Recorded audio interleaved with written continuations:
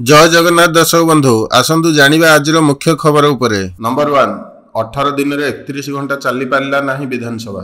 राजस्व मंत्री सुरेश पुजारी सांबादिक सम्मेलन कर विधानसभा गृह अचल नहीं कांग्रेस उपर बर्षिंट। से कहते अतीत उत्तर प्रदेश विधानसभा रक्ताक्त विधायक हस्पिटाल नेवाई आंबुलांस पहुंचला।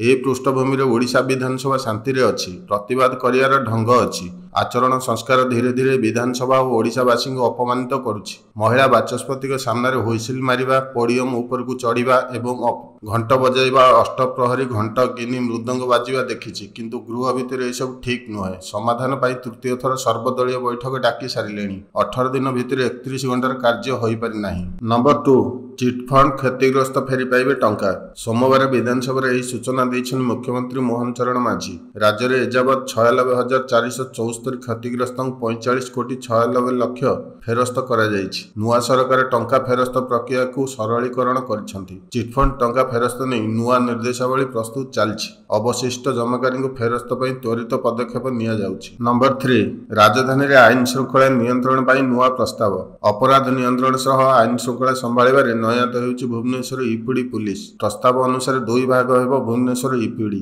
पूर्व भुवनेश्वर और पश्चिम भुवनेश्वर बंटा जिवो। प्रति ईपीडी रे 3टी लेखाएं जोन रहिबो। पूर्व भुवनेश्वर ईपीडी रे 13टी थाना और पश्चिम भुवनेश्वर ईपीडी रे 14टी थाना रहिबो। गोटिए लेखाएं ट्रैफिक थाना रहिबो। भुवनेश्वर ईपीडी रो नुआ रूपरेख पई एसपी पाहर जणे डीसीपी, अतिरिक्त एसपी पाहर 2 जण, अतिरिक्त डीसीपी, डीएसपी पाहर 4 जण, एसपी 3 जण, इन्स्पेक्टर 25 जण, सब इन्स्पेक्टर समेत 126 नुआ पदवी और 5 प्लाटून एपीआर फोर्स दरकार बोली प्रस्ताव दिया जायछि। नंबर 4 764 पंचायत रे नाही इंटरनेट व्यवस्था। राज्यर 764 पंचायत रे इंटरनेट सेवा नथिबा मंत्री कहिसंती। 167 ब्लॉक रो 764 पंचायत रे मोबाइल टावर नाही। सर्वाधिक कंधमाल जिल्लार 106 पंचायत रे टावर नथिबा से कहिसंती। जून 2025 सुधा बळका 2142 टावर कार्यक्रम हेबा बोली मंत्री प्रकाश करिसंती। Number 5 India Today survey report. नागरिक आचरण को नहीं होइथिबा सर्वे रो ओडिशा तृतीय स्थान रे रहिथिबा बेले शीर्ष रे तमिलनाडु और द्वितीय पश्चिम बंग रही।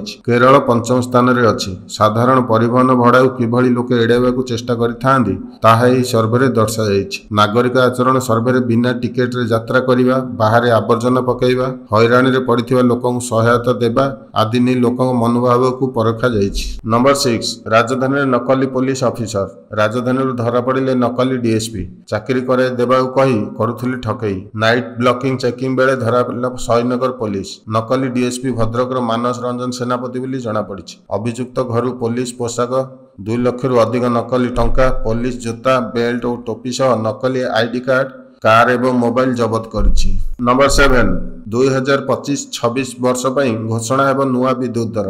सोमवार ओडिशा विद्युत नियामक आयोग ओईआरसी 2025-26 आर्थिक वर्ष पई नूतन विद्युत शुल्क घोषणा करिछि। एही विद्युत शुल्क को नै बड़ खबर आछि। 2 किलोवाट पर्यंत स्मार्ट मीटर रेंट छाड़ करा जायछि। डिजिटल पेमेंट रे 4% रिहाती बलवत्तर रहिछि। अन्य पक्षे विद्युत तारिफ अपरिवर्तित घोषणा होइछि। नंबर 8 10 वर्ष रे 2 गुणा हला अर्थनीति। अंतर्जातीय मुद्रा पार्टी आईएमएफ तथ्य अनुसार भारत गत 10 वर्ष मध्य 105% अभिवृद्धि सहित यार जीडीपी मोट घरोई उत्पाद 2 गुणित करिछि, जहाँ 2015 रे $2.1 ट्रिलियन रु 2025 रे $4.3 ट्रिलियन होइछि। भारत तुलन रे समान समय मध्य युक्तराष्ट्र, अमेरिका एवं चाइनार जीडीपी यथाक्रमे 66% एवं 44% वृद्धि पाइछि। यह सहित भारत वर्तमान युक्तराष्ट्र, अमेरिका, चाइना, जर्मनी एवं जापान पर विश्व जीडीपी दृष्टि 5म बृहत देश। नंबर 9 केंद्र आनिबा एकक नियुक्ति पोर्टाल। समस्त सरकारी नियुक्ति लगी